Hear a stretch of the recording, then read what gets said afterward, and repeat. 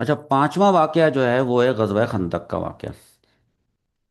کچھ کچھ باتیں آپ کو پتہ ہوں گی انشاءاللہ، آپ دیکھیں گے کہ بہت سی ایسی باتیں سامنے آئیں گی جو شاید آپ کو پہلے نہیں پتہ تھی، جمع کر کے ان کو ہم یہاں پیش کرتے ہیں کہ ہجرت مدینہ کے بعد رسول اللہ صلی اللہ تعالی علیہ وسلم نے، ایک منٹ، ریکارڈنگ کا بٹن دبایا تھا، یس، رسول اللہ صلی اللہ تعالی علیہ وسلم نے مدینے میں مختلف قبائل اور گروہوں کے درمیان ایک سیاسی معاہدہ قائم فرمایا تھا۔ جی، ہوں، کیا معاہدہ تھا آپس میں وہ ابھی دیکھتے ہیں نا۔ دیکھیں، مدینے میں مسلمان بھی تھے، یہ مکے سے ہجرت کر کے آئے نا، اور پہلے سے جو انصار تھے مسلمان، مشرک عرب بھی تھے، اور تین بڑے بڑے یہودی قبائل بھی تھے جن کا نام میں نے آپ کو بتایا تھا: بنو قینقاع، بنو نذیر اور بنو قریظہ۔ یہ نام یاد رکھیے گا۔ تو ان سب کے ساتھ یہ طے ہوا تھا کہ اگر مدینے پر کوئی بیرونی حملہ ہو تو سب مل کر اس کا دفاع کریں گے، اور کوئی فریق دشمن کی مدد نہیں کرے گا۔ یہ جو آپس میں ہم لوگ ایسا کر لیتے ہیں کہ ہم لوگ سب مدینے کے شہری ہیں، ٹھیک ہے، یہ لوگ یہودی ہیں، یہ لوگ مشرک ہیں، اور یہ ہم مسلمان ہیں، مہاجرین ہیں اور انصار ہیں، آپس میں یہ ایک فیصلہ کیا، اس کو کہتے ہیں سیاسی معاہدہ، ٹھیک ہے، کہ کبھی کوئی رومی وغیرہ دوسرے کوئی جنگجو اگر وہ حملہ کرتے ہیں تو ہم سب مل کے لڑیں گے، ایک دوسرے کی مدد کریں گے، اور دشمن کی سائڈ کوئی نہیں جائے گا۔ چلو بھائی، معاہدہ ہو گیا، لیکن وقت گزرنے کے ساتھ ساتھ تو کچھ یہودی قبائل ایسے تھے، انہوں نے اس معاہدے کی خلاف ورزی کرنی شروع کر دی۔ سب سے پہلے بنو قینقاع کا معاملہ پیش آیا، پھر ان کے بعد بنو نذیر کی باری آئی۔ بنو نذیر کا کیا تھا معاملہ؟ دیکھیں، ہوا یہ کہ رسول اللہ صلی اللہ تعالیٰ علیہ وآلہ وسلم چند صحابہ کرام کے ساتھ بنو نذیر کے ایک علاقے میں تشریف لے گئے۔ وجہ کیا تھی جانے کی؟ ایک مقتول کے خون بہا کے سلسلے میں ان سے تعاون درکار تھا کہ بھئی اس کو آپ ہمارے حوالے کر دیں، اور ویسے معاہدہ تو ہوا ہوا تھا نا آپس میں، تو اس معاہدے کے تحت وہ اس بات کے پابند تھے، تو ظاہری طور پر انہوں نے بڑا ویلکم کیا، خوش اخلاقی کا مظاہرہ کیا، اور اس طرح سے کہا کہ آپ آئیں، آپ تشریف رکھیے، ابھی ہم انتظام کرتے ہیں۔ تو رسول اللہ صلی اللہ تعالی علیہ وسلم ایک دیوار کے ساتھ تشریف فرما ہو گئے، اور اندر ہی اندر وہ بنو نذیر کے لوگوں نے خفیہ قسم کی ایک میٹنگ شروع کر دی۔ انہوں نے کہا کہ بھئی دیکھو، اس سے بہتر موقع ہمیں کبھی نہیں ملے گا، محمد ہمارے درمیان موجود ہیں صلی اللہ علیہ وسلم، اگر ابھی ان کا خاتمہ کر دیا جائے تو سارا معاملہ ختم ہو جائے گا۔ اب ایک آدمی تھا عمر بن جہاش، اس کو انہوں نے منتخب کیا کہ وہ چھت پر چڑھ کر نا، جہاں پہ دیوار کے ساتھ آپ صلی اللہ تعالی علیہ وسلم تشریف فرماتے، چھت پہ چڑھ جاؤ اور ایک بھاری پتھر رسول اللہ صلی اللہ تعالی علیہ وسلم پر اوپر سے گرا دو۔ اسی وقت اللہ تعالیٰ نے اپنے نبی صلی اللہ تعالی علیہ وسلم کو وحی کے ذریعے اس بات کی سازش کی خبر دے دی۔ اب دیکھیں، صحابہ کرام ابھی بیٹھے ہوئے ہی تھے کہ اچانک سے رسول اللہ صلی اللہ تعالی وسلم اٹھے، مدینے کی طرف چل پڑے۔ صحابہ کرام حیران، بعد میں انہیں معلوم ہوا کہ ابھی ابھی رسول اللہ صلی اللہ تعالی علیہ وسلم کے قتل کی سازش ہوئی تھی۔ تو دیکھو بھائی، یہ جب ثابت ہو گیا نا، اب تو یہ بات ثابت ہو گئی کہ یہ جو سیاسی معاہدہ ہوا ہوا تھا، اس میں ایک دوسرے کی مدد کرنی تھی، نہ کہ قتل کرنا تھا ایک دوسرے کو۔ تو جو معاہدہ شکنی، معاہدہ توڑنے کو کہتے ہیں، معاہدہ شکنی اور قتل کی سازش، یہ تو بات دونوں ثابت ہو چکی تھی۔ تو رسول اللہ صلی اللہ تعالی علیہ وسلم نے حکم دیا کہ تم لوگ یہاں سے مدینہ چھوڑ کر چلے جاؤ۔ ہاں، تم لوگ مدینہ چھوڑ کے چلے جاؤ۔ انہوں نے کر دیا انکار۔ بھائی، ایک تو یہ کہ وہ طاقت میں کمزور تھے نا، مسلمان طاقتور تھے، ذہن میں رکھیے گا، پھر بھی انہوں نے انکار کر دیا۔ بھائی، کسی بات پہ اترا رہے تھے، اب سنیں، مطلب گھمنڈ تھا کسی بات کا، بیک میں سپورٹ تھی کسی کی، وہ سنیں۔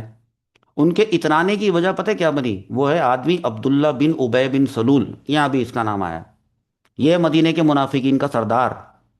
اپنے آپ کو بڑا مسلمان، بڑا نیک متقی پرہیزگار ثابت کر ظاہر کرتا تھا، اندر ہی اندر سے مسلمانوں سے بہت سخت نفرت کرتا تھا۔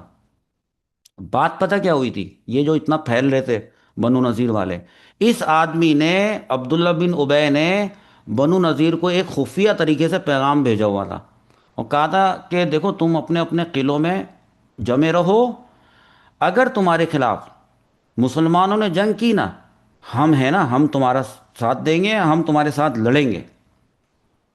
یہ منافقین سارے یہ زیادہ تعداد میں تھے، طاقتور بھی تھے۔ اب بنو نذیر اس کی باتوں میں آ گئے بھائی، انہوں نے سمجھا کہ منافقین ان کے ساتھ کھڑے ہوں گے، لیکن جب وقت آیا نا، یہ منافقین غائب، غائب۔ ہاں، اور حضور صلی اللہ تعالی علیہ وسلم نے ان کا، بنو نذیر کا محاصرہ کر لیا۔ جب کر لیا محاصرہ، اور سخت قسم کا محاصرہ، تو ان لوگوں کے ہوش ٹھکانے آ گئے۔ کیا کرتے؟ انہوں نے ہتھیار ڈال دیے، پھر ان کو نا دھکے دے کے مدینہ سے باہر نکال دیا گیا۔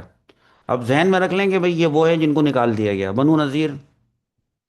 ہم اب ظاہر سی بات ہے، انتقام کی آگ تو ان کے اندر پیدا ہو چکی تھی۔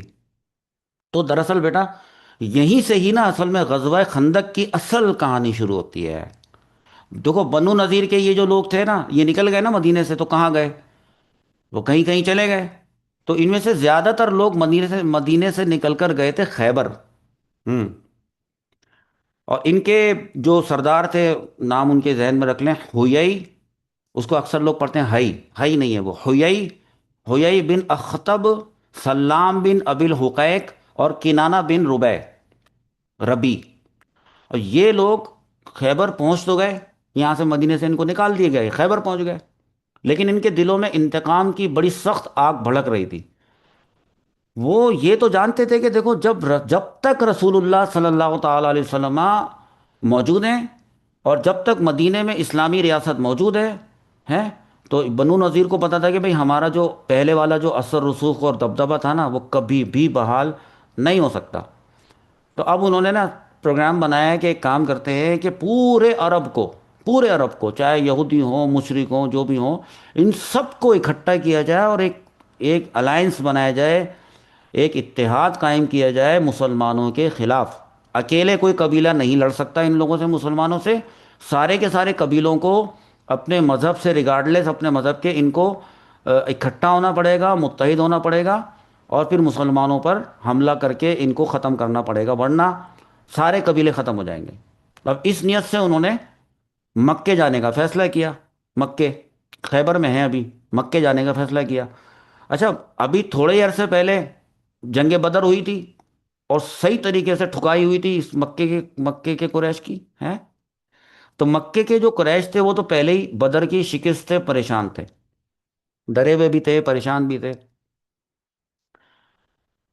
اور جب یہ خیبر سے یہ لوگ پہنچے نا، بنو نذیر والے یہودی، یہ جب مکے پہنچے نا، تو قریش نے بھائی ان کا بڑا استقبال کیا، حالانکہ وہ مکے والے جو ہیں وہ بت پرست ہیں بھائی، اور یہ جو بنو نذیر ہیں یہ یہودی ہیں، اور بڑی ان کی اب دوستی بن رہی ہے، آپس میں مذاکرات شروع ہو گئے۔ قریش کو ایک مسئلہ تھا، بس ایک ان کو کنفیوژن تھی، کہ ان کو یہ تو پتا تھا کہ یہ جو یہودی ہیں یہ اہل کتاب ہیں بھائی، اور ان کے پاس ایک آسمانی کتاب ہے، اس لیے ان کو ایک ذرا ٹینشن تھی۔ تو انہوں نے ایک سوال کیا کہ بھئی دیکھو، تم لوگ اہل کتاب ہو، ہیں بھئی، علم والے ہو، تو اب ذرا ہمیں یہ بتاؤ کہ محمد کا دین بہتر ہے یا ہمارا دین بہتر ہے، صلی اللہ علیہ وسلم۔ یہودیوں سے پوچھا۔ دیکھو اگر بیٹا یہودی اگر انصاف سے جواب دیتے تو کیا بات بنتی ہے؟ اہل کتاب آبویسلی انہی کا دین بہتر ہے نا، وہ جو مشرک ہیں ان کا کوئی دین ہی نہیں ہے، یہ کون سا دین ہے؟ لیکن اگر مطلب یہودی اگر انصاف کے ساتھ جواب دیتے، لیکن یہودی کبھی انصاف کر سکتے ہیں؟ ہاں، اگر یہودی انصاف کے ساتھ جواب دیتے نا کہ کس کا دین بہتر ہے، تو انہیں یوں کہنا پڑتا کہ بھئی ہمارا توحید کا دین یقیناً تمہارے شرک سے بہتر ہے، تم شرک کرتے ہو، ہم توحید پہ ہیں قائم۔ لیکن یہ نہیں کہا انہوں نے پتہ کیا جواب دیا؟ انہوں نے کہا بھئی ہاں، آپ لوگوں کا طریقہ جو نا، وہ محمد صلی اللہ تعالی علیہ وسلم کے طریقے سے بہتر ہے۔ ہیں؟ سمجھ رہے ہیں آپ بات؟ تو قرآن نے اس شرمناک جواب کو ہمیشہ کے لیے محفوظ کر دیا۔ آیت کی صورت میں اللہ تعالیٰ نے فرمایا، اور آپ تفسیر میں آگے دیکھیں گے یہ آیت آپ کے سامنے آئے گی، کہ کیا آپ نے ان یہودیوں کو نہیں دیکھا جنہیں آسمانی کتاب کا حصہ دیا گیا ہے، پھر بھی وہ بتوں اور شیطان پر ایمان رکھتے ہیں، اور کافروں کے بارے میں کہتے ہیں کہ مسلمانوں کی بنسبت تم کافر زیادہ سیدھی راہ پر ہو؟ یہ آیت آپ کو ملے گی۔ تو اس طرح یہ جو آئے تھے لوگ خیبر سے، حیی بن اخطب وغیرہ، تو ان کے ساتھیوں نے مل ملا کر باتوں میں لے کر قریش کو، کفار قریش کو جنگ کے لیے آمادہ کر لیا کہ ہم سب مل کے جنگ لڑیں گے، مسلمانوں کے اوپر حملہ کریں گے۔ صحیح ہے، اب یہ دو لوگ آپس میں مل گئے۔ اس کے بعد یہ یہودی مکے سے پتہ کہاں گئے؟ نجد، نون جیم دال نجد، نجد کے نجدیوں کے پاس گئے۔ ان کا قبیلہ تھا، اس کا نام تھا غطفان، غین طا فا الف نون، غطفان۔ وہ نجدی تھے، نجدی قبائل کے پاس پہنچے۔ پھر ان کے بعد گئے بنو مرہ کے پاس، پھر گئے بنو اشجع کے پاس، اور اس کے بعد ایک ایک کر کے مختلف قبیلوں کے پاس جاتے گئے۔ ہر جگہ ایک ہی بات کرتے تھے، دیکھو بھائی بات سنو، اگر آج مدینے کو ختم نہ کیا گیا، اگر آج محمد صلی اللہ تعالی علیہ وسلم کو ختم نہ کیا گیا، نعوذ باللہ، ہیں، تو بھائی یہ لوگ نا مسلمان پورے عرب پر غالب آ جائیں گے، پورے عرب پر غالب آ جائیں گے۔ ہاں، اب یہ سازشیں چلتی گئیں، اس طرح ہوتے ہوتے آہستہ آہستہ آہستہ آہستہ پورا عرب، کیا یہودی، کیا منافق، کیا مشرک، یہ ایک طرح سے ایک لشکر بننے لگ گیا، لشکر میں جمع ہونے لگے سارے، ایک لشکر، بڑا لشکر، احزاب۔ عرب کی تاریخ میں پہلی مرتبہ آپس میں دشمن قبائل ایک ہی مقصد کے لیے متحد ہوئے تھے، ایک پہلی دفعہ۔ اسی لیے قرآن نے اس جنگ کو، جو اب جو ہوگی جنگ، اس کو کہا احزاب، یعنی مختلف جماعتوں اور گروہوں کا اتحادی لشکر، احزاب۔ اب دیکھیں صورتحال کو ذرا سمجھیں۔ ایک طرف مدینہ منورہ کی ایک چھوٹی سی اسلامی ریاست ہے، اور دوسری طرف عرب کی تاریخ کی سب سے بڑی فوج، اور وہ فوج مدینہ منورہ پر حملہ آور ہونے کے لیے پوری طریقے سے تیار ہو چکی۔ ان کا پروگرام کیا تھا؟ سب سے پہلے ان کا پروگرام یہ تھا کہ بھائی مدینے کو چاروں طرف سے گھیر کر مدینے کا کر لیا جائے محاصرہ۔ ہم اب مدینے کے آس پاس جو ارد گرد نا پہاڑ تھے، تو آپ مدینے، بار بار اللہ تعالیٰ آپ کو جانا نصیب فرمائے، آمین، آپ دیکھیں گے تو دیکھیں جو اطراف تھی نا، تو کچھ اطراف، کچھ سائڈیں تو قدرتی طور پر محفوظ تھیں پہاڑوں کی وجہ سے، لیکن جو شمالی سمت تھی وہ کھلی ہوئی تھی، وہ کھلی زمین تھی ادھر۔ اگر دشمن اس طرف سے آتا تو مطلب مدینہ پورا براہ راست ڈائریکٹ حملے کی زد میں آ جاتا نا، یہ تھا مسئلہ ایک۔ ہاں، یہ کھلی جو زمین کا مسئلہ تھا، یعنی وہاں سے ایکسپوز ہوا ہوا تھا یہ سٹی۔ اب رسول اللہ صلی اللہ تعالی علیہ وسلم کی عادت مبارکہ تھی کہ اجتماعی قسم کے جو معاملات ہوا کرتے تھے، صحابہ کرام رضی اللہ عنہم سے مشورہ فرمایا کرتے تھے۔ تو اس مسئلے میں بھی جب پتہ چلا کہ اتنی بڑی فوج آ رہی ہے، صحابہ کرام کو جمع کیا گیا، مختلف لوگوں کی رائے لی گئی۔ تو اسی میں حضرت سلمان فارسی رضی اللہ عنہ، انہوں نے بھی ایک رائے پیش کی۔ انہوں نے فرمایا، عرض کیا کہ یا رسول اللہ صلی اللہ تعالیٰ علیہ وسلم، ہم فارس میں جب کسی بڑے لشکر کے محاصرے کا خطرہ محسوس کرتے تھے تو ہم اپنے ارد گرد گڑھا، بڑے بڑے گڑھے کھود لیا کرتے تھے، خندق، خندق کھود لیتے تھے۔ اب یہ ایک بالکل نئی قسم کی تجویز تھی، بڑا نیا قسم کا آئیڈیا تھا، کیونکہ نا پہلے عرب کی جنگوں میں خندق وندق کا کھودنے کا کوئی تصور پہلے تھا ہی نہیں، نہ پتا تھا ان کو یہ کہ ایسی بھی کوئی چیز ہوتی ہے۔ اب یہ آئیڈیا دیا، زبردست قسم کا آئیڈیا۔ رسول اللہ صلی اللہ تعالیٰ علیہ وسلم نے فوراً اس رائے کو پسند فرمایا، اور خندق کھودنے کا فیصلہ ڈن ہو گیا نا بھائی، تو بس۔ اور اس کے بعد یہ ہوا کہ بھائی اب کام کس طرح سے کیا جائے گا، کھدائی کہاں سے کی جائے گی، کتنا حصہ کھودا جائے گا، کتنی چوڑائی ہوگی، وغیرہ وغیرہ۔ تو یہ کام جو ہے نا لوگوں میں تقسیم کر دیا گیا کہ بھائی لوگوں میں یہ کام تقسیم کر دیا جائے۔ بتاتا ہوں ابھی۔ اچھا، اب چونکہ یہ جو آئیڈیا تھا نا حضرت سلمان فارسی رضی اللہ عنہ کا تھا، انہوں نے ہی بتایا تھا، اور وہ ویسے طاقت میں بھی بڑی غیر معمولی قوت کے مالک تھے، اور حضور اکرم صلی اللہ تعالی علیہ وسلم نے ان کی بات پہ فوراً مطلب عمل کر کے احکامات جاری فرما دیے تھے، پورا پلان، پوری فیزیبلٹی ساری بن گئی تھی، بھئی اب کام شروع کرنا ہے۔ تو ظاہر سی بات ہے حضرت سلمان فارسی آبویسلی اپنے آپ کو پراؤڈ تو فیل کریں گے نا۔ اب دیکھیں، یہ بھی مہاجرین بھی ہیں ادھر مدینے میں، انصار بھی ہیں۔ اب دیکھیں کیا بڑی دلچسپ بات ہے، مہاجرین نے کہا کہ سلمان فارسی ان کا تعلق ہم سے ہے، سلمان فارسی ہم میں سے ہیں۔ انصار کہنے لگے نہیں نہیں، سلمان فارسی رضی اللہ عنہ یہ ہم میں سے ہیں بھائی۔ یہ آپس میں تکرار شروع ہوئی، رسول اللہ صلی اللہ تعالیٰ علیہ وسلم نے جب یہ منظر دیکھا تو فرمایا کہ اصل میں بات پتہ کیا ہے، سلمان میرے اہل بیت میں سے ہیں بس ہیں۔ اب خندق کی کھدائی شروع ہوئی، عجیب ایک قسم کا منظر تھا، کسی کے ہاتھ میں کدال تھا، کسی کے ہاتھ میں ٹوکری تھی، کوئی مٹی اٹھا رہا تھا، کوئی پتھر توڑ رہا تھا، اور ان سب کے ساتھ رسول اللہ صلی اللہ تعالیٰ علیہ وسلم بھی سارا کام کروا رہے تھے ہیں۔ اور اب دیکھو کہنے کا انداز، جنہوں نے لکھا پھر میں نے ان کے لکھنے کو کاپی کیا، کہ جیسے حضور اکرم صلی اللہ تعالیٰ علیہ وسلم کے بارے میں کہیں لکھا ہوا ایسے پڑھا تھا کہ اس دوران میں مٹی لگی ہوئی تھی حضور پاک صلی اللہ تعالیٰ علیہ وسلم کے جسم پر، مٹی دھول اس طرح لگی تھی۔ اب دیکھو جب میں نے لیا نا، انہوں نے کتنی خوبصورت بات لکھی ہے، مٹی لگنے والی بات کو دیکھیں، لکھتے ہیں کہ مٹی نے لپک لپک کر آپ صلی اللہ علیہ وسلم کے جسم اطہر کو ڈھانپ لیا تھا۔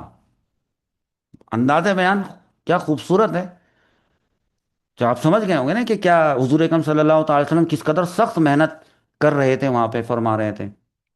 اچھا لیکن ایک چیز ذہن میں رکھیے گا کہ اس وقت مسلمانوں کی فائنینشیل پوزیشن کیا تھی، بالکل مطلب یوں سمجھ لیں کہ یعنی زیرو کہہ لیں، یعنی یہ کہہ سکتے ہیں کہ مسلمانوں کی معاشی حالت اچھی نہیں تھی۔ اچھا دیکھو محاصرہ ہوا ہوا ہے نا، تو باہر سے کھانے پینے کا کوئی تجارتی مال بھی نہیں آ رہا، یہاں سے کچھ بیچنے کی چیزیں باہر بھی نہیں جا رہی، محاصرہ ہوا ہوا ہے، آنے جانے کا راستہ بند ہے۔ اب جو کھانے پینے کا غلہ، اناج وغیرہ یہ سب مویشی جو ہیں انہیں کو ہی استعمال کیا جائے گا، تو کھانے پینے کا ذخیرہ ختم ہونے لگ گیا، ختم ہوتے ہوتے ختم ہی ہو گیا، اور بھوک پیاس شدت اختیار کر چکی۔ اب اچھا سردی، یہ وقت ہے سردی، سخت سردی کا موسم تھا، ایک تو سخت سردی اوپر سے بھوک، پھر کتنے وقت کا کھانا نہیں کھایا ہوا، پانی تک پینے کو نہیں ملا ہوا ہے۔ تو اب دیکھیں ایک اور صحابی کا نام آیا، میں نے آپ سے کہا ہوا ہے جب بھی صحابی کا نام آئے گا ان صحابی کا نام آپ نے ایک فہرست کے اندر لکھ لینا ہے۔ صحابی حضرت جابر بن عبداللہ رضی اللہ عنہما، وہ فرماتے ہیں کہ میں نے رسول اللہ صلی اللہ تعالیٰ علیہ وسلم کو جب دیکھا کہ آپ بھوک سے شدید نڈھال تھے، بھوک کی شدت کی وجہ سے پیٹ پر پتھر بندھے ہوئے تھے، تو حضرت جابر فرماتے ہیں کہ مطلب چلو میں یوں بتاتا ہوں کہ وہ اپنے گھر آئے، حضرت جابر جہاں خندق کھودی جا رہی تھی نا وہاں سے وہ اپنے گھر چلے گئے، اور اپنی اہلیہ سے کہا کہ بھائی میں نے رسول اللہ صلی اللہ تعالیٰ علیہ وسلم کو ایسی حالت میں دیکھا ہے کہ مجھ سے برداشت نہیں ہو رہا، دیکھو گھر میں کچھ کھانے کے لیے ہے کیا؟ تو ان کی اہلیہ نے بتایا کہ ہاں تھوڑے سے جو کے دانے موجود ہیں اور ایک بکری کا بچہ ہے۔ تو حضرت جابر رضی اللہ تعالیٰ نے بکری ذبح کی، اور ان کی اہلیہ نے آٹا گوندا، اور حضرت جابر رضی اللہ تعالیٰ عنہ دوبارہ خندق کی طرف آئے۔ وہ چاہتے تھے کہ اچھا وہ چاہ کیا رہے تھے کہ تھوڑا سا تو بیٹا کھانا تھا نا، ایسے سمجھے بات کو، بکری کا بچہ تھا تھوڑا سا یہ جو، وہی چاہ رہے تھے کہ رسول اللہ صلی اللہ تعالی وسلم اکیلے آ جائیں، یا بس دو تین صحابہ کرام ساتھ میں تشریف لائیں تاکہ آپ صلی اللہ تعالی وسلم کھانا کھا لیں ہیں بھائی۔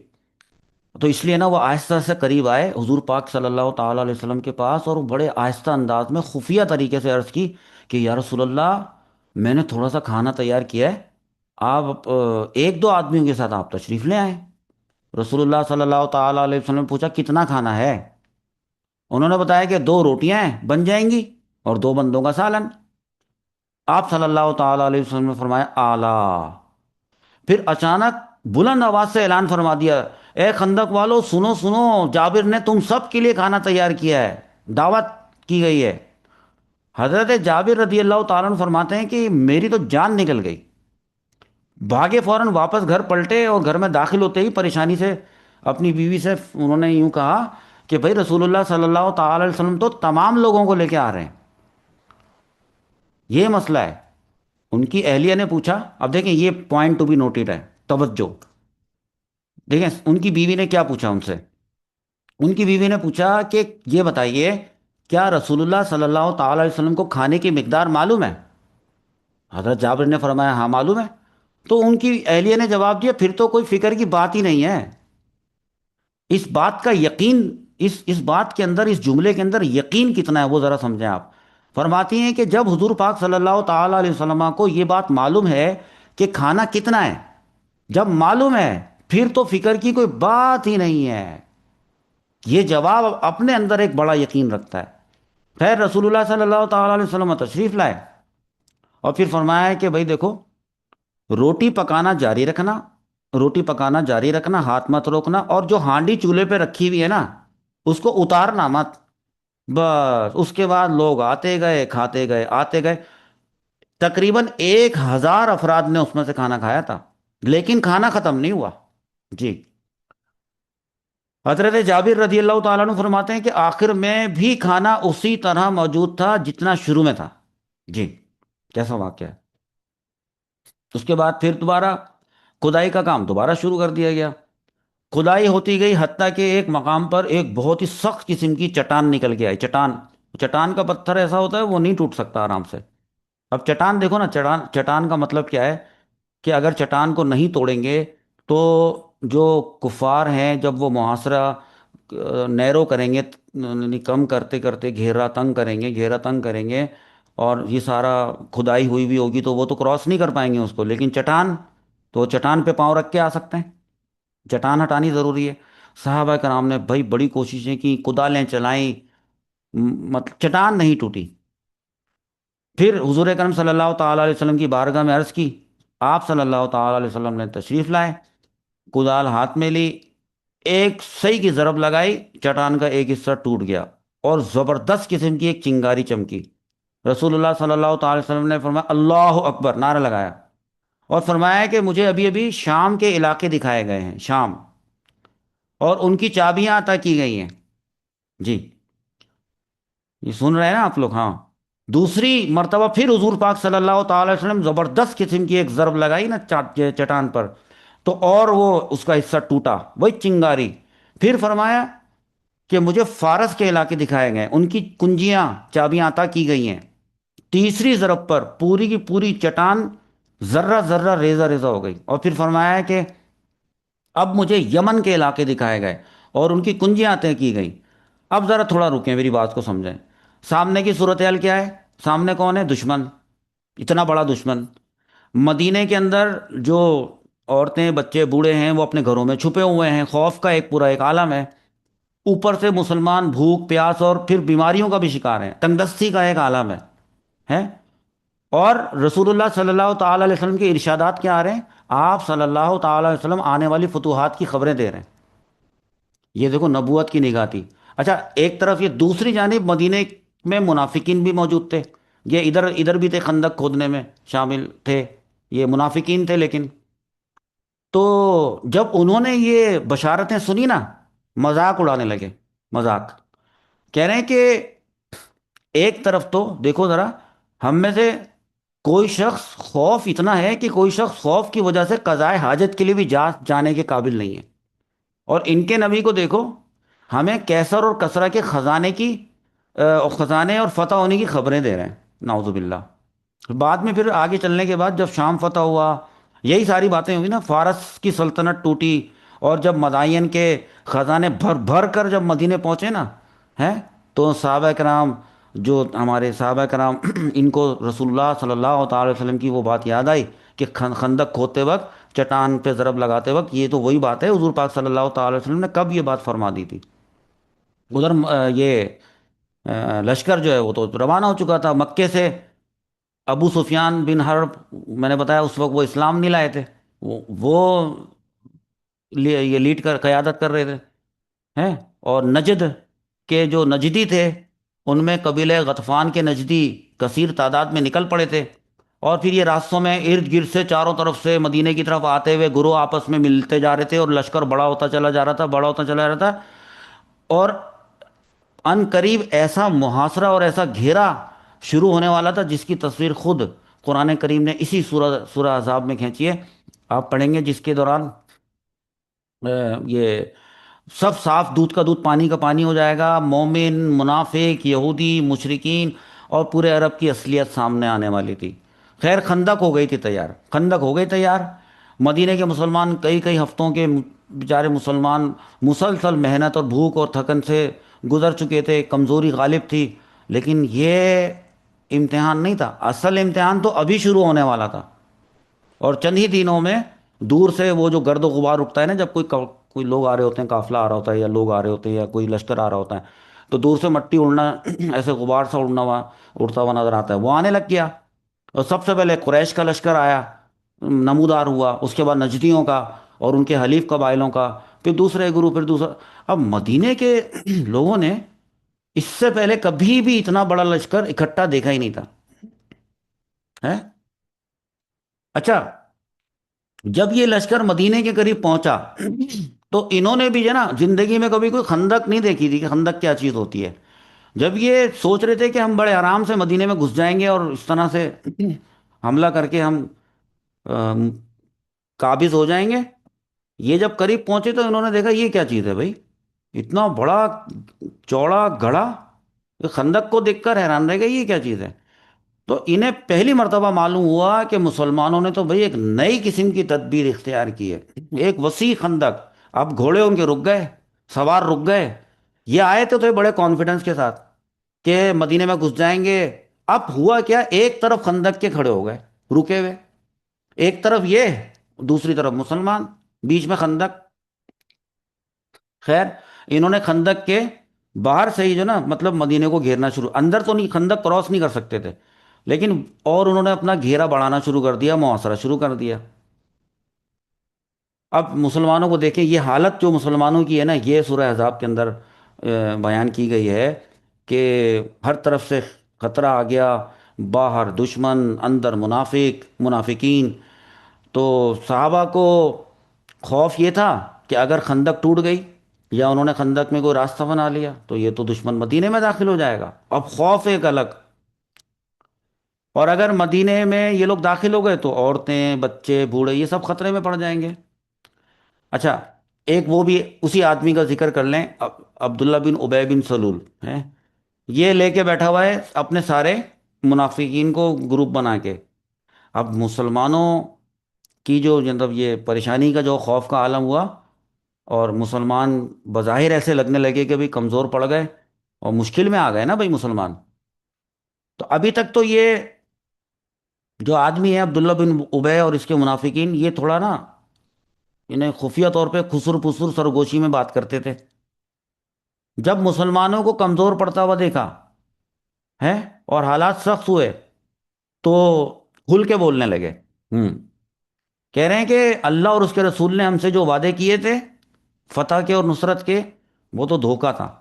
کہہ رہے ہیں دھوکہ تھا۔ وہ کہتے تھے کہ دیکھو محمد ہمیں کیسر و کسرہ کے محلات کی خبریں سناتے ہیں، جبکہ ہماری حالت یہ ہے کہ ہم خوف کی وجہ سے اطمینان سے واش روم قضاء حاجت کے لیے بھی نہیں جا پا رہے ہیں، ایک طرف وہ۔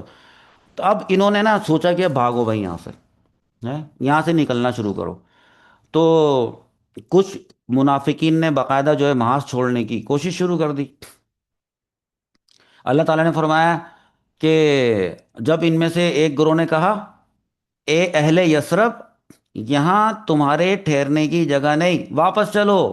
اپنے مطلب منافقین لوگوں سے کہا اے اہل یثرب، آپ کو پتہ نا یثرب مدینے کا نام تھا پہلے، وہ پرانا۔ دیکھو انہوں نے یہ نہیں کہا کہ اے اہل مدینہ یا مدینہ، مدینہ النبی، یہ نہیں کہا، انہوں نے پرانا والا نام استعمال کیا، یثرب استعمال کیا، یثرب بولا۔ کیوں؟ سمجھے نا بات کو، ان کے دماغ میں اسلامی ریاست کا تصور ہی نہیں تھا، وہ مدینے کو مدینہ ہی نہیں سمجھتے تھے، مسلمانوں کو برگرانے لگے۔ اور الٹا منافقین تو سب چلو جنگ لڑنا چاہتے ہی نہیں تھے، لیکن جو دوسرے مسلمان تھے ان کو بتا رہے ہیں کہ دیکھو بھائی جنگ نہیں جیتی جا سکتی، یہ جنگ بہت خطرناک ہو جائے گی، یہ کسی صورت نہیں جیت سکتے، اگر یہاں رکو گے، یہاں رکنا خودکشی ہے، خودکشی، تم لوگ اپنے اپنے گھر بچاؤ، محمد کی باتوں میں نہ آؤ صلی اللہ علیہ وسلم۔ تو یہ اب ظاہر سے پتہ ہے ایسے کھلے عام تو یہ وہاں سے فرار ہو کے جا نہیں سکتے تھے نا، کوئی بہانہ تو ان کو چاہیے تھا۔ یہ آئے منافقین حضور پاک صلی اللہ تعالی علیہ وسلم کی خدمت بارگاہ میں آئے نا، آ کر کیا کہہ رہے ہیں دیکھو، اور وہ جو کہہ رہے ہیں نا، وہ قرآن پاک میں اللہ تعالیٰ نے آیت کی صورت میں نازل بھی فرما دیا ہے۔ کہہ رہے ہیں کہ انا بیوتنا عورتن، کہہ رہے ہیں حضور پاک صلی اللہ تعالی وسلم سے کہ بات پتہ ہے کیا ہے، بات یہ ہے کہ بے شک خندق وغیرہ ہے اور سامنے فوج ہے یہ ہے، لیکن اصل مسئلہ یہ ہو گیا ہے، وہ مسئلہ یہ ہے کہ ہم اپنے گھر کھلے چھوڑ آئے ہیں، کھلے چھوڑ آئے ہیں، ہمارے گھر کھلے میں۔ قرآن نے فوراً ان کا جھوٹ ظاہر فرما دیا، اور آیت میں آیا کہ وما ہی بھی عورتن، نہیں نہیں ان کے کوئی گھر ور نہیں کھلے ہوئے، ہاں بلکہ ان یریدون الا فرارا، جی یہ تو بس بھاگنا چاہتے ہیں، فرار، فرار ہونا چاہتے ہیں، یہاں سے لڑنے سے ڈرتے ہیں۔ اچھا، ایک تو یہ ہو گئے، الٹا ہمت گھٹا رہے ہیں، اور دوسری طرف وہ لوگ تھے جو سچے مومن تھے، ان کے دل ایمان سے بھرے ہوئے تھے، تو اللہ تعالیٰ نے قرآن پاک میں ارشاد فرمایا کہ ولما رأى المؤمنون الاحزاب، کہ جب مومنوں نے اس لشکر کو دیکھا نا، قالو، تو وہ یوں کہنے لگے ھذا ما وعدنا اللہ ورسولہ، یہی تو ہے وہ جس کا وعدہ اللہ تعالیٰ نے اور اس کے رسول صلی اللہ تعالی علیہ وسلم نے ہم سے کیا تھا۔ مطلب ڈرے نہیں، بلکہ اس سے کانفیڈنس سے سامنا کیا۔ یعنی مطلب وہی منظر نا، دیکھو لشکر والا جو اتنا خطرناک قسم کا لشکر سامنے کھڑا بڑا، اس کو دیکھ کر، یہ وہی والا لشکر ہے جس کو دیکھ کر منافقین، ان کا ایمان جو ہے وہ ڈگمگا گیا، ایمان تو ویسے تھا ہی نہیں ظاہری والا ایمان، اور یہی وہی لشکر ہے، یہی وہی منظر ہے کہ مومنوں نے دیکھا تو ان کا ایمان اور بڑھ گیا، مزید اضافہ ہو گیا، شہید ہونے کے لیے تیار ہو گئے، ٹھیک ہے ہم جان دے دیں گے اسلام کی خاطر۔ اب یہ معاشرہ چل رہا تھا، اچانک نا یہ ایک ایسی خبر آئی کہ ایک اور قبیلے کا میں نے نام لیا تھا، بنو نذیر کے ساتھ بنو قریظہ، یاد ہوگا قریظہ، یہ مسلمانوں کے اتحادی تھے نا، ہے نا، تو اور ان سے امید تھی کہ جب حملہ ہوگا تو یہ مسلمانوں کا ساتھ دیں گے۔ اچانک ابھی دیکھو مشکل کا ماحول بنا ہوا ہے، سخت ترین مصیبت جیسے نازل ہوئی ہوئی ہے، اوپر سے ایک اچانک سے خبر آئی کہ بھائی بنو قریظہ نے معاہدہ توڑ دیا ہے۔ ہاں، یہ وہی قبیلہ ہے، مدینے کے اندرونی حصے میں یہ آباد تھا، اندر تھے یہ لوگ، باہر تو چلو خندق کے دوسری طرف وہ تھے نا سارے، اور یہ وہ لوگ تھے جو مدینے کے اندر تھے۔ اب اندر انہوں نے معاہدہ توڑ دیا، اس کا مطلب ہے اندر جو شہری میں ہیں، صحابیات ہیں، عورتیں، بچے، بوڑھے سارے وہ ہیں، وہ جو اپنے گھروں میں چھپے ہوئے ہیں۔ پہلے تو دیکھو، پہلے صورتحال کیا تھی، کم سے کم مسلمانوں کو اتنا اطمینان تو تھا نا کہ بھئی دشمن کی فوج وہ باہر ہے، مدینے سے باہر ہے، خندق کے بھی اس پار ہے، کم سے کم اتنا اطمینان تھا کہ مدینے کے اندر، شہر کے اندر کوئی خطرہ نہیں ہے، ہے۔ لیکن جب یہ پتہ چلا کہ بنو قریظہ نے معاہدہ توڑ دیا تو اب صورتحال بدل گئی۔ اصل میں کیا ہوا تھا مسئلہ، یہ کیا معاہدہ توڑا ہیں یہودی نا، کہ بنو نذیر، جو پہلے دوسرا والا جو واقعہ بتایا تھا بنو نذیر، معاہدہ توڑا ہے بنو قریظہ نے، لیکن میں بنو نذیر کا ایک سردار ہے ہوئی بن اخطب، ہوئی، یہ ابھی تک جو نا یہ ایکٹیو تھا یہ بندہ، تو وہ بنی قریظہ کے جو قلعے تھے یہ وہاں تک پہنچا، اور ان کے بنو قریظہ کے سردار کعب بن اسد سے ملا، اور کہا کہ بھئی تم لوگ معاہدہ توڑ دو، اتنا بڑا لشکر تو بن گیا ہے، تم کیوں نہیں اتنے بڑے لشکر میں شامل ہوتے مسلمانوں کے خلاف۔ تو وہ جو بنو قریظہ کا جو وہ تھا سردار تھا، کعب بن اسد، وہ ڈر رہا تھا ویسے، پہلے شروع شروع میں وہ معاہدہ توڑنے کے لیے تیار نہیں تھا، اور اس نے کہا کہ بھئی ہم نے تو ان کو حضرت محمد صلی اللہ تعالی علیہ وسلم کو ہمیشہ معاہدہ پورا کرنے والا پایا ہے، جب وہ مسلمان ہی معاہدہ نہیں توڑ رہے، ہمارے ساتھ انہوں نے اتحاد بنایا ہوا، ہم کیوں توڑیں آپ کے کہنے پر۔ یہ مسلسل اس کو سمجھاتا رہا کہ بھائی دیکھو پورا عرب تمہارے ساتھ ہے، قریش تمہارے ساتھ ہیں، غطفان کے نجدی تمہارے ساتھ ہیں، اور اس مرتبہ دیکھنا تم محبت نہیں بچ سکتے، نعوذ باللہ۔ اب یہ جو تھا نا قریظہ کا، بنو قریظہ کا جو سردار تھا کعب بن اسد، یہ آ گیا ان کے دھوکے میں اور معاہدہ توڑ دیا۔ اب مسئلہ یہ ہو گیا کہ دو محاذ بن گئے، ایک اندر اور ایک باہر، باہر احزاب کا لشکر ہے، اور اندر بنو قریظہ جو مسلمانوں کی جانوں کے دشمن۔ تو پھر جلدی جلدی عورتوں کو بچوں کو مدینے سے لے کر محفوظ قسم کے قلعوں وغیرہ کے اندر منتقل کیا گیا، ان کو ٹرانسفر کیا گیا، ایک یہ نیا اندر کا ایک الگ مسئلہ شروع ہو گیا۔ تو بنو قریظہ، اب دیکھیں ہوا کیا، بنو قریظہ یہ انہوں نے معاہدہ توڑ دیا، ان کا ایک جاسوس وہ ڈھونڈنے لگا کہ یہ گئے کہاں سارے شہری، اپنے گھروں میں نہیں ہیں یہ لوگ۔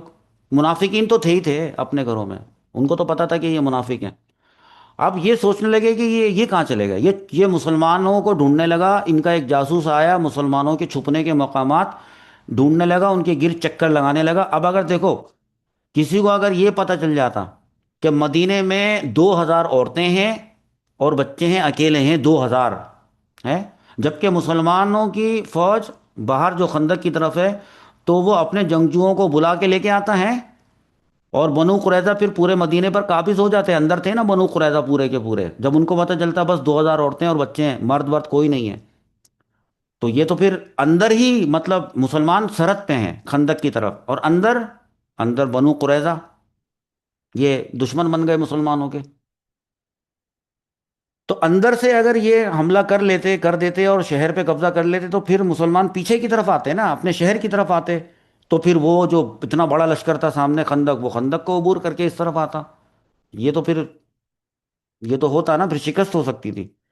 اب دیکھیں سنیں، توجہ، تو اس وقت وہاں پہ جب یہ آدمی گھوم رہا تھا نا، جاسوس یہ ڈھونڈ رہا تھا مسلمانوں کی تاکہ پتہ چلے یہاں پر ہیں تو میں جا کے بتاؤں، پھر ان پہ حملہ کیا جائے، وہاں پہ تھی حضرت صفیہ، حضرت صفیہ بنت عبد المطلب رضی اللہ عنہا، ہم یہ تھی، انہوں نے خطرہ محسوس کیا اور انہوں نے دیکھ لیا اس آدمی کو، اب بتایا نہیں انہوں نے کسی کو، بس تل- اسلحہ وغیرہ تلوار وغیرہ تو نہیں تھا نا وہاں پہ اندر شہریوں کے پاس، انہوں نے درخت کی ایک لکڑی اٹھائی اور اس جاسوس پر ایسا زبردست قسم کا حملہ کیا، ایسا زبردست، اس کو مار مار کے اس کو ہلاک کر دیا، ایسے مارا اس کو کہ وہ جو جاسوس تھا نا وہ اپنی تلوار بھی نہیں اٹھا سکا، تلوار تک نہ اٹھا سکا، وہ مر گیا۔ اور ظاہر سے ہوتا ہے مر گیا، وہ جاسوس تھا، انہوں نے جنہوں نے بھیجا تھا وہ انتظار ہی کرتے رہ گئے، پتہ نہیں کہاں چلا گیا، آیا ہی نہیں۔ تو یہ دیکھو یہی والا وہ مرحلہ ہے، سخت اندر سے بھی مدینے کے اندر سے بھی پریشانی، باہر سے بھی مصیبت۔ اللہ تعالیٰ نے ارشاد فرمایا ہے کہ ہنالکل ہنالک ابتلی المؤمنون، اس موقع پر مومنوں کو آزمایا گیا ہے، اور وہ زلزلوا زلزالا شدیدا، اور انہیں سخت جھنجھوڑ کر رکھ دیا گیا ہے۔ اب دیکھیں اس کے اختتام کی طرف، کہ رسول اللہ صلی اللہ تعالی وسلم ایک انہوں نے ایک پلان بنانے کی، ایک حکمت عملی مطلب تیار کرنے لگے۔ اس میں کیا تھا، کون تھے، حضرت سعد بن معاذ رضی اللہ عنہ، یعنی لکھ لیں نام، سعد بن معاذ رضی اللہ عنہ ایک، دوسرے حضرت سعد بن عبادہ رضی اللہ عنہ دو، اور بعد میں پھر آپ نام آئے گا حضرت نعیم بن مسعود رضی اللہ، یہ ان تینوں کا بڑا ایک اہم کردار ہوگا۔ دیکھیں باہر ہے 10,000 کا لشکر، کتنے، 10,000، مدینے کے اندر بنو قریظہ معاہدہ توڑ چکے ہیں، اور منافقین کیا کام کر رہے ہیں، مسلسل الٹی الٹی باتیں کر کر کے حوصلے پست کرنے کی، ہو نہیں رہے، کسی کے حوصلے نہیں ختم ہو رہے بس، لیکن وہ کوشش کر رہے ہیں، ڈرا رہے ہیں، خودکشی ہے، چھوڑ دو، آ جاؤ، ہاں ہتھیار ڈال دو ہے۔ جب حضور اکرم صلی اللہ تعالی علیہ وسلم کو پتہ چلا نا کہ بنو قریظہ نے ایسی ایسی حرکت کی ہے، اور خبریں ملی نا کہ بنو قریظہ نے یہ کیا، تو آپ صلی اللہ تعالی علیہ وسلم نے چند جلیل القدر صحابہ کو روانہ کیا، اس میں یہ تھے دونوں، حضرت سعد بن معاذ اور حضرت سعد بن عبادہ رضی اللہ عنہما، یہ دونوں شامل تھے۔ ان کو حکم دیا کہ دیکھو خاموشی سے صورتحال معلوم کرو، اگر یہ جو خبر ہے نا یہ درست ہو، تو عام مسلمانوں کے سامنے کھل کر ذکر نہیں کر دینا کہ یہ معاہدہ توڑ دیا انہوں نے، تو یہ خوف پھیل جائے گا، مزید خوف پھیل جائے گا۔ تو اب یہ دونوں حضرت سعد، یہ بھی دوسرے والے بھی حضرت سعد، ایک کا نام حضرت سعد بن معاذ، دوسرے کا نام حضرت سعد بن عبادہ، یہ بنو قریظہ کے پاس پہنچے اور ان سے پوچھا کہ بھئی ہمارے اور تمہارے درمیان معاہدہ تھا، کیا ہوا اس معاہدے کا؟ تو پہلے تو بنو قریظہ ڈرتے تھے نا مسلمانوں سے، اب ان کا بنو قریظہ کا لہجہ بدل چکا تھا، ہاں بڑے بدتمیزی سے انہوں نے نا جواب دیا کہ وہ معاہدہ ہم نے توڑ دیا ہے۔ ہاں، اب تو یہ پتہ چل گیا نا کہ ہاں واقعی معاہدہ ٹوٹ گیا ہے۔ تو یہ دونوں واپس آئے اور آ کر انہوں نے حضور صلی اللہ تعالی وسلم کو جیسے اشاروں سے حقیقت سے آگاہ کر دیا۔ اب خطرہ یقینی ہو گیا، معاشرہ جو ہے وہ طویل ہوتا جا رہا تھا۔ تو حضور صلی اللہ تعالی وسلم نے ایک اور تدبیر پر غور فرمایا، وہ تدبیر بھی سمجھ لیں کہ خیال یہ تھا کہ یہ جو غطفان کے نجدی ہیں، تو ان کے بعض قبائل یہ ان کو اس طرح کرتے ہیں نا کہ مدینے کی ایک، یہ سنو بیٹا ایک منٹ یہاں ٹھہرو تھوڑا، اور اب دوبارہ سے نئے سرے سے سننا شروع کرو۔ دیکھو، یہ خیال آیا کہ غطفان کے بعض قبائل کو مدینے کی ایک تہائی، ون تھرڈ پیداوار دے دیتے تھے ہیں بھائی، اور چونکہ یہ غطفان کا قبیلہ کہاں پہ کھڑا ہے؟ سامنے خندق کے اس پار کفار کا جو لشکر ہے اس کے اندر جو بہت بڑا ایک قبیلہ ہے، لشکر کے اندر جو لشکر ہے وہ نجدی ہیں غطفان کے۔ تو ایسے جنگی حکمت عملی اختیار کی جاتی ہے نا کہ وہ ٹیکنیک لگاتے ہیں، یوں کرتے ہیں کہ توڑ دیتے ہیں ان کا اتحاد۔ تو چلو ان کا اتحاد توڑ دیتے ہیں، غطفان کے جو نجدی ہیں تو ان کو ایک پیشکش کر دیتے ہیں کہ آپ کو ہم دینا مدینے کی ایک تہائی پیداوار دیں گے، آپ یہ جو کفار کا جو اتحادی لشکر ہے اس سے آپ الگ ہو جائیں۔ اس سے فائدہ کیا ہوتا ہے کہ یہ جو کفار ہے دو حصوں میں تقسیم ہو جاتے ہیں، ان میں آپس میں لڑائی ہو جاتی، کیونکہ اگر یہ جو غطفان الگ ہو جاتے نا تو پھر دشمن کی قوت میں بہت بڑی کمی آ جاتی۔ حضور اکرم صلی اللہ تعالی علیہ وسلم نے مشورہ فرمایا اور غطفان کے سرداروں کو بلوایا۔ تو ان کے دو بڑے سردار آئے، ایک کا نام تھا عیینہ اور ایک کا نام تھا حارث۔ اب سنیں، رسول اللہ صلی اللہ تعالی وسلم کی پیشکش تو یہ تھی کہ تم لوگ مدینے کی جو کھجوریں ہوتی ہیں پیداوار، اس کا ایک تہائی حصہ لے لو اور معاشرہ ختم کر دو۔ تو اس ٹاپک پہ بھائی ڈسکشن شروع ہوئی، اور اب کوئی معاہدہ اگر ہوتا تو پھر اس کو لکھا جاتا نا، تاکہ حضرت عثمان حضرت عثمان غنی رضی اللہ تعالیٰ عنہ وہ صحیفہ لکھنے کے لیے وہاں پر موجود تھے، بیٹھے ہوئے تھے۔ حضرت عباد بن بشر رضی اللہ تعالیٰ عنہ وہ ہتھیار باندھ کر وہاں پہ کھڑے ہوئے تھے، حضور اکرم صلی اللہ تعالی وسلم کی سرانے کھڑے ہوئے تھے۔ تو اسی دوران حضرت اسید، حمزہ سین یا دال، اسد کا وہ تصغیر کا صیغہ اسید، حضرت اسید بن حذیر رضی اللہ تعالیٰ عنہ وہاں سے گزرے۔ جی امپورٹنٹ نام بتا رہا ہوں آپ کو۔ انہوں نے پتہ کیا دیکھا؟ سنیں، حضرت اسید نے دیکھا کہ وہ جو عیینہ ہے وہ رسول اللہ صلی اللہ تعالی علیہ وسلم کے سامنے تکبر کے ساتھ ٹانگیں پھیلائے بیٹھا ہے، ٹانگیں پھیلائے بیٹھا ہے۔ ہاں، حضرت اسید بن حذیر نے کہا کہ عربی میں کہا کہ یا عین الحجرس، اے لومڑی کے بچے، اکپت رجلائی کا، سمیٹ اپنی ٹانگیں ہیں، تو کیا تو انہیں رسول اللہ صلی اللہ تعالی علیہ وسلم کے سامنے پھیلاتا ہے بینہ یدئی رسول اللہ صلی اللہ تعالی وسلم؟ تو اب قریب تھا کہ معاملہ بڑھ جاتا، جان مان سے مار دیتے۔ رسول اللہ صلی اللہ تعالی وسلم نے مداخلت فرما کر دونوں کو خاموش کروایا۔ اس کے بعد اب وہ والے دونوں صحابہ کرام، حضرت سعد بن معاذ رضی اللہ عنہ اور حضرت سعد بن عبادہ رضی اللہ، ان کو مشورے کے لیے بلایا گیا۔ انہوں نے کہا کہ یا رسول اللہ، اب دیکھیں، اب ذرا سمجھیں بات کو۔ حضرت سعد بن معاذ اور حضرت سعد بن عبادہ انہوں نے عرض کی، یا رسول اللہ، اشیء امرک اللہ بھی، کیا یہ جو معاہدہ ہے، یہ جو آپ کر رہے ہیں، یہ وہ چیز ہے جس کو اللہ، جس کا حکم آپ کو اللہ رب العزت نے دیا ہے؟ ہیں ام یا شیء تصنعہ لنا، یا آپ ہماری خاطر ایسی قربانی دے رہے ہیں، آپ ہماری خاطر یہ تدبیر اختیار فرما رہے ہیں؟ تو آپ صلی اللہ تعالی علیہ وسلم فرمایا کہ نہیں، اللہ نے تو حکم نہیں دیا، تمہاری خاطر کر رہا ہوں۔ تو پھر حضرت سعد بن معاذ رضی اللہ تعالیٰ عنہ نے کیا عرض کی، وہ سنیں۔ فرمایا، عرض کرتے یا رسول اللہ صلی اللہ تعالی علیہ وسلم، یہ نوٹ کیجئے گا ساری باتیں، عرض کرتے ہیں کہ یا رسول اللہ، جب ان لوگوں کے ساتھ شرک کی حالت میں تھے نا، مطلب جب حضرت سعد بن معاذ پہلے مشرک تھے، اسلام جب نہیں لائے تھے، اس وقت کا بتا رہے ہیں کہ یا رسول اللہ، جب ان لوگوں کے ساتھ شرک کی حالت میں تھے اور بتوں کی عبادت کرتے تھے نا، جب ہم اس وقت بھی یہ لوگ ہماری کھجوروں میں سے ایک کھجور کا دانہ بھی نہیں لے سکتے تھے، الا یہ کہ اگر کبھی یہ مہمان بن کے آ جاتے یا خریدتے۔ ہاں، اس وقت کی تو الگ بات تھی، تب تو ہم کمتر تھے، مشرک تھے نا تو کمتر تھے۔ اب اب تو ہم اسلام کی وجہ سے معزز ہیں، اسلام نے ہمیں عزت دیتی ہوئی ہے، اب ہم انہیں اپنا مال کیوں دیں؟ ہاں، حضرت سعد بن معاذ رضی اللہ تعالیٰ عنہ نے صحیفہ اٹھایا اور اس میں لکھی ہوئی وہ پیشکش مٹا دی کہ واللہ اللہ کی قسم ما لہم عندنا الا السیف، ہمارے پاس ان کے لیے تلوار کے علاوہ نہیں ہے کچھ بھی، ہاں ہمارے پاس ان کے لیے تو بس تلوار ہے، سیف، لیجہدوا علینا، اب یہ لگا لیں اپنی پوری طاقت۔ ہاں، لہذا بس یہ جو کھجوروں والی پیداوار کے دینے والی بات تھی نا، یہ بہرحال تجویز تو یوں جو نا ترک کر دی گئی، سمجھے آپ لوگ؟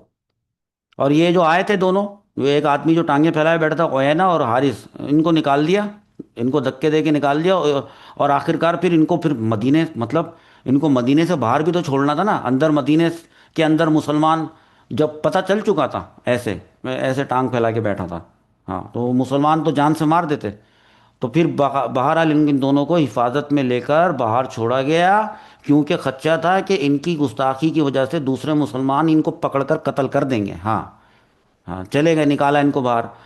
تو اب یہ جو باہر خندق کے باہر جو 10,000 کا لشکر تھا نا، یہ بار بار ٹرائی کر رہے تھے کہیں سے کوئی خندق کا ایسا کوئی کوئی گڑھا تھوڑا کم ہو، کہیں کوئی چیز رکھ کے عبور کر لیں، ویسے خندق بہت بڑی تھی، کوشش کر رہے تھے کہ کہیں نہ کہیں سے کوئی اندر داخل ہونے کا کوئی طریقہ پتہ چل جائے عبور کرنے کا۔ تو ایک وقت ایسا ہوا کہ ایک مشہور گھڑ سوار ایک تنگ جگہ سے نا وہ خندق کو کراس کرنے میں بھائی کامیاب ہو گیا ہے۔ اس آدمی کا نام تھا عمر بن عبدی ود، عبدی ود، وہ تو کئی کتاب میں لکھا ہوتا ہے نا، تھا عین با دال واو دال تو عبدود پڑھتے ہیں لوگ، تو میں بتا رہا ہوں عبدی ود، بہت ہی طاقتور آدمی تھا بھائی، غیر معمولی طاقتور تھا۔ اللہ لوگ بتاتے ہیں کتابوں میں لکھا ہے کہ اکیلے اکیلے 1,000 جنگجوؤں سے لڑنے کی صلاحیت رکھتا تھا۔ پتہ ہے کون سے 1,000 جنگجو؟ جو گھوڑوں پہ سوار ہوں، 1,000 سوار، 1,000 سواروں سے لڑنے کی طاقت رکھتا تھا۔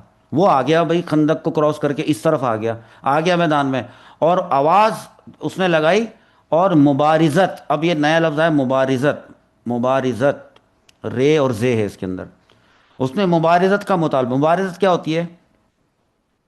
وہ مبارزت اس طرح سے ہوتی ہے، دیکھیں، ایک طرف ایک لشکر، ایک طرف ایک لشکر، اور پھر ہوتا کیا ہے، اور وہ یہ ہوتا ہے کہ بھئی اس لشکر میں سے ایک جنگجو نکل کے آیا، اس لشکر میں سے ایک جنگجو نکل کے آیا، یہ دونوں آپس میں مقابلہ کریں گے۔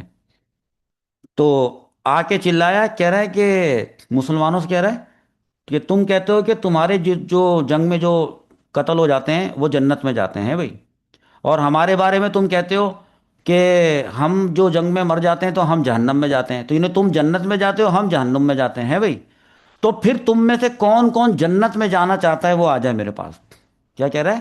تم میں سے کون کون جنت میں جانا چاہتا ہے؟ بھائی تم لوگ تو شہید ہو کے جنت میں آؤ تمہیں جنت میں بھیجوں۔ 3 مرتبہ اس نے للکارا۔ صحابہ کرام حضور صلی اللہ تعالی علیہ وسلم کے جلال کی وجہ سے انتظار میں تھے، خاموش تھے۔ اچانک سے حضرت علی رضی اللہ تعالیٰ عنہ کھڑے ہوئے، رسول اللہ صلی اللہ تعالی علیہ وسلم نے ان کو بیٹھنے کا اشارہ فرمایا کہ بیٹھ جائیں، اور یہ جو عمر بن عبد ود تھا اس نے دوبارہ للکارا۔ تیسری مرتبہ جب للکارا نا، تو بس حضور صلی اللہ تعالی علیہ وسلم نے اشارہ دیتے جاؤ، حضرت علی کھڑے ہوئے، گئے، جا کر ایسا زبردست قسم کا حملہ کیا۔ ایک تو جو مٹی وٹی ہوتی ہے نا زمین پہ جب حملے ہوتے ہیں اور دو بندے لڑ رہے ہوتے ہیں، تو بھائی گرد و غبار طاری ہو جاتا ہے اور کچھ نظر نہیں آتا، تلواریں چلنے کی آوازیں آنے لگی، اور بادل سے غبار کے اٹھے، کچھ دیر تک تو لوگوں کو کچھ نظر ہی نہیں آیا، کچھ نہیں دکھائی دیا کچھ دیر تک۔ اس کے بعد اچانک سے آواز آئی اللہ اکبر، اور آواز آئی عمر بن عبد ود قتل ہو چکا تھا۔ اور بس مسلمان کو اس واقعے نے بھائی مسلمانوں کے جو حوصلے تھے نا وہ ذرا ذرا بلند کیے، اور مشرکین کے حوصلے وہ پست ہو گئے، وہ سوچنے لگے بھائی کون ہے جس نے عمر کو قتل کر دیا ہے؟ وہ ہے کون؟ پتہ چلا وہ علی ہے، حضرت علی رضی اللہ تعالیٰ عنہ۔ اب یہ جو معاشرہ تھا یہ اتنا زیادہ شدید تھا۔ اچھا دیکھو وہ آیا تھا نا کراس کر کے، پہلے یہ بات پوری ہو جائے، اب کسی کی ہمت نہیں ہوئی، ہاں اب نہیں ہوئی کسی کی ہمت کہ وہ کوشش کرتے کہ ہم خندق کو کراس کر کے ادھر چلے جائیں، انہوں نے سوچا ادھر پتہ نہیں کون ہے، بڑے خونخوار لوگ ہیں، نہیں چھوڑیں گے. جب اس کو نہیں چھوڑا، اور یہ بھی پتہ چلا کہ سارے مسلمانوں نے مل کے نہیں مارا ہے اس کو، ارے اکیلے حضرت علی نے ہی مار دیا اس کو. ہاں، وہ جو 1,000 پہ بھاری تھا وہ آدمی. تو ضمنی ایک اور واقعہ چلیں سنیں، آپ کی نالج میں اضافہ ہو، کہ صحیح بخاری میں اور صحیح مسلم میں یہ آتا ہے کہ ایک دن اسی دوران میں، ایک دن جو ہے نا دشمن کی شدید مصروفیت کی وجہ سے عصر کی نماز وقت پہ نہیں ہو سکی. تو حضور صلی اللہ تعالی وسلم کو افسوس ہوا. آپ نے فرمایا کہ اللہ ان کے گھروں کو اور قبروں کو آگ سے بھر دے، انہوں نے ہماری عصر کی نماز سے ہمیں مشغول رکھا. اب بعد میں خیر نماز وہ ادا کی گئی. تو اب اللہ تعالیٰ نے نا ایک مطلب فتح و نصرت کا ایک عجیب قسم کا سبب پیدا فرمایا. اب آپ کو تھوڑی چیزیں نا آگے آگے جیسے جیسے یہ بات اینڈ کی طرف جا رہی ہے، تھوڑی چیزیں عجیب و غریب سی اور دل کو خوش کر دینے والی آپ کو ملیں گی. ابھی دل آپ کا دل کرے گا کہ کیا خدا کی قدرت ہے، خدا کی قسم ہے. آپ اپنی چیزیں بھول جائیں گے. ہمارے مسئلے مسائل یہ چھوٹے چھوٹے چننے چننے قسم کے مسئلے، اللہ رب العزت بہت بڑا ہے، سب سے بڑا ہے. کچھ اللہ رب العزت کے اختیار سے باہر نہیں ہے. ہوا کیا کہ ایک قبیلہ تھا اشجع، اس کا سردار تھا نعیم. بلکہ ہم یوں کہیں کہ کیونکہ بعد میں انہوں نے اسلام قبول کر لیا تھا، تو ہم کہنا چاہیے کہ حضرت نعیم بن مسعود الاشجعی رضی اللہ تعالیٰ عنہ، وہ اچانک سے نا خفیہ طور پر حضور صلی اللہ تعالیٰ علیہ وسلم کے پاس آ گئے. وہ دشمن کی فوج سے نکل کر حضور صلی اللہ تعالیٰ علیہ وسلم کے پاس آ گئے، خاموشی سے خفیہ طور پر آ کر اسلام قبول کر لیا. انہوں نے عرض کیا کہ یا رسول اللہ، میری قوم کو ابھی پتہ نہیں ہے میرے اسلام کا، کہ میں نے اسلام قبول کر لیا ہے. ہاں، آپ مجھے جو بھی حکم دیں میں وہ آپ جو بھی حکم دیں میں انجام دوں گا. رسول اللہ صلی اللہ تعالیٰ نے فرمایا کہ دیکھو، تم ایک آدمی ہو، اکیلے ہو یعنی، تو جتنی استطاعت ہو تمہارے اندر، دشمن کو کمزور کرنے کی کوشش کرو. کیونکہ جنگ جو ہوتی ہے وہ تو اصل میں تدبیر کا نام ہے، مصلحت اور تدبیر سے جیتی جاتی ہے. تو حضرت نعیم رضی اللہ عنہ اب کہیں انہوں نے اسلام قبول کر لیا. اب سب سے پہلے انہوں نے اپنے دماغ میں پلان بنایا. سب سے پہلے وہ گئے بنو قریظہ کے پاس. ان سے پتہ ہے کیا کہا؟ دیکھو بس، بنو قریظہ سے کہتے ہیں دیکھو تم لوگ نا ایک بہت بڑی غلطی کر رہے ہو. ہاں، تم نے سوچا ہی نہیں ہے. اگر سوچو ذرا، قریش اور غطفان کے نجدی اگر یہ شکست کھا کر، یہ تو آئے دیکھو باہر سے ہیں، وہ آئے مکے سے، وہ نجد سے آئے، یہ اگر شکست کھا کر واپس چلے گئے، اس کے بعد دیکھنا محمد تمہارے ساتھ کیسے نپٹیں گے صلی اللہ علیہ وسلم. تو لہٰذا جب تک تم مطلب بنو قریظہ کو انہوں نے یہ مشورہ دیا کہ دیکھو، جب تک نا قریش اپنے چند سردار تمہارے پاس بطور ضمانت جمع نہ کروا دیں، ان کا ساتھ مت دینا. ہاں، ان سے کہو قریش سے کہ بھائی ہم آپس میں ایک دوسرے پہ ایسے اعتبار کیسے کریں، آپ نا اپنے کچھ سرداروں کو ہمارے پاس رکھوا دیں. ہاں، اگر آپ کو ہم پہ اعتبار ہے تو رکھوا دیں ہمارے پاس. اچھا، بنو قریظہ کو یہ بات سمجھ میں آئی کہ ہاں یہ تو صحیح بات ہے، معقول بات لگ رہی ہے. تو اس کے بعد یہ ادھر گئے قریش کے پاس. حضرت نعیم پہلے تو ان کے پاس گئے، اس کے بعد گئے قریش کے پاس. ان سے بھی کہا کہ دیکھو میں تو تمہاری بھلائی چاہتا ہوں، مجھے ایسی ایسی خبر ملی ہے کہ بنو قریظہ جنہوں نے معاہدہ توڑ دیا تھا، یہ دوبارہ معاہدہ جوڑنا چاہتے ہیں، محمد سے دوبارہ معاہدہ صلح کر لینا چاہتے ہیں. ہاں، صلی اللہ تعالی علیہ وسلم.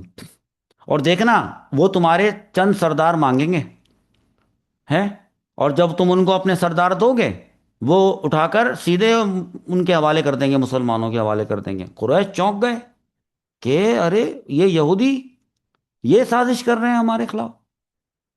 حالانکہ ایسا تھا نہیں، مطلب حکمت عملی تھی حضرت نعیم کی. اب اس کے بعد حضرت نعیم جو ہے وہ کہاں گئے؟ نجدیوں کے پاس. نجدیوں کے پاس جا کر انہوں نے بھی اسی قسم کی ایک بات کی. اب چند گھنٹے کے اندر اندر پورا جو یہ 10,000 کا لشکر کا جو اتحاد تھا نا، اس کے اندر ٹوٹ پھوٹ ہونی شروع ہو گئی، اور ایک دوسرے میں بد اعتمادی پیدا ہونی شروع ہو گئی. جو اتحاد کئی مہینوں کی کوششوں سے تیار ہوا تھا، یہ سب جمع ہوئے تھے، یہ سب الگ الگ قسم کے لوگ تھے، کوئی نجدی تھا، کوئی مشرک تھا، کوئی یہودی تھا، اور یہ بس جمع ہو گئے تھے مسلمانوں کے خلاف. یہ جمع ہونے والے ٹائپ کے تھے نہیں، ایک دوسرے کے ساتھ ایک دوسرے کے دشمن تھے. اور یہ جمع ہو چکے تھے، اب آہستہ آہستہ یہ کمزور ہونا شروع ہو گئے، اور یہ جو بد اعتمادی یہ ہوئی نا، یہی ہوا نا، بنو قریظہ نے بھائی کہا قریش سے، آپ ایسا کریں، اگر آپ کو ہم پہ اعتماد ہے نا تو آپ چند سردار ہمارے پاس بھیج دیں ہیں۔ اب قریش چونک گئے، ان کو یاد آئی کہ نعیم آئے تھے میں ہمارے پاس، انہوں نے یہ بات کی تھی کہ دیکھو یہ تم سے تمہارے سردار مانگیں گے، تم نے اگر دیے یہ حوالے کر دیں گے مسلمانوں کے، ان کا آپس میں مسلمانوں سے دوبارہ ہو گیا ہے دوستی۔ اب جب یہ بات ان کو حضرت نعیم کی بات یاد آئی تو انہوں نے انکار کر دیا۔ اب جب بنو قریظہ نے یہ انکار دیکھا تو انہیں یقین ہو گیا کہ اصل میں قریش واقعی ہم پر اعتماد نہیں کرتے۔ اب ان دونوں کے درمیان نا، یہ قریش ایک طرف، بنو قریظہ شکوک و شبہات، یہ ان کے درمیان ایک دیوار کھڑی ہو گئی۔ یہ حضرت نعیم کی یہ ایک ایسی مطلب یوں سمجھ لیں کہ حکمت عملی تھی، اس حکمت عملی نے پورے لشکر کی نفسیات بدل کے رکھ دی، ان کی سوچ بدل کے رکھ دی۔ اب یہ جو محاصرہ تھا نا یہ اپنے آخری مرحلے میں داخل ہو چکا تھا، سردی شدید تھی، ہوا تیز چل رہی تھی، رات کا وقت ہو چکا تھا۔ حضور صلی اللہ تعالیٰ علیہ وسلم نے پوچھا کہ بھئی تم میں سے کون ہے، جا کر ذرا دشمن کی خبر تو لے کر آئے۔ تو پھر خود ہی نام لے لیا کہ حذیفہ تم جاؤ ذرا معلوم کر کے آؤ۔ حضرت حذیفہ بن یمان وہ گئے، انہوں نے وہاں پہ مطلب ایک عجیب ہی منظر دیکھا۔ بھائی خبر معلوم کرنے کے لیے گئے تھے، ذرا دیکھنے ویکھنے کے لیے گئے تھے کہ سو رہے ہیں جاگ رہے ہیں کیا تیاری کر رہے ہیں، ذرا دیکھ کے آؤ، رات کا وقت ہے، اندھیرا ہے، اور حضرت حذیفہ کو بھیجا تھا۔ وہاں جب حضرت حذیفہ جاتے ہیں تو وہ ایک عجیب قسم کا منظر دیکھتے ہیں۔ یہ ساری چیزیں جو بتائی جا رہی ہیں نا ابھی آگے آیتوں میں آئیں گی۔ کیا دیکھا؟ وہ یہ دیکھتے ہیں کہ بھئی اچانک سے نا شدید قسم کی آندھی چلی، شدید قسم کی، اور کفار کے خیمے ہوا میں اڑنے لگ گئے، اکھڑ اکھڑ کر زمین سے، برتن الٹنے پلٹنے لگ گئے، جو آگ وہ جو چولہے جلائے ہوئے تھے وہ بجھ گئی، جانور بدک بدک کر بھاگ گئے۔ اچانک ہی ہوا یہ سارا، لشکر میں افراتفری پھیل گئی، الٹ پلٹ گیا سارا۔ حضرت حذیفہ رضی اللہ تعالیٰ عنہ واپس آئے، انہوں نے آ کر بتایا بھائی جو انہوں نے دیکھا تھا۔ انہوں نے دیکھا کہ ابو سفیان جو تھا اس نے کہا کہ بھائی یہاں ٹھہرنا تو ممکن نہیں، جانور سب تباہ ہو رہے ہیں، بنو قریظہ نے ویسے ہی ہمارا ساتھ چھوڑ دیا ہے، اور تم تو دیکھ رہے ہو ہمارا کہ ہوا نے جو یہ آندھی کی جو ہوا چلی ہے اس نے حال کیا کر کے رکھ دیا ہے۔ بھائی میں جا رہا ہوں واپس، ہاں، اور تم بھی چلو واپس، جس کو میرے ساتھ آنا ہے واپس چلے۔ یہی وہ لمحہ تھا، یہی وہ لمحہ تھا جس کا تھا مسلمانوں کو انتظار۔ ابھی تک دیکھ لینا ان لوگوں کی یہ کفار کی اور مسلمانوں کی جنگ نہیں ہوئی، وہ صرف وہ ایک آدمی آیا تھا، حضرت علی نے اس کا کباڑہ کر کے بھیج دیا تھا اسی وقت۔ باقاعدہ یہ دونوں لشکر آپس میں ٹکرائے ابھی تک نہیں تھے، اللہ تعالیٰ نے آندھی ہی ایسی بھیج دی، ایسی۔ تو یہ اللہ تعالیٰ نے وہاں فرمایا نا کہ وَأَرْسَلْنَا عَلَيْهِمْ رِيحًا، پھر ہم نے ان پر ایک ہوا بھیجی، ریحن وَجُنُودًا لَمْ تَرَوْهَا، اور ہم نے ایسے لشکر ان کے اوپر بھیجے تم نے ان کو دیکھا ہی نہیں، ہاں، ایسے لشکر ان کے اوپر بھیجے جنہیں تم نہیں دیکھتے تھے۔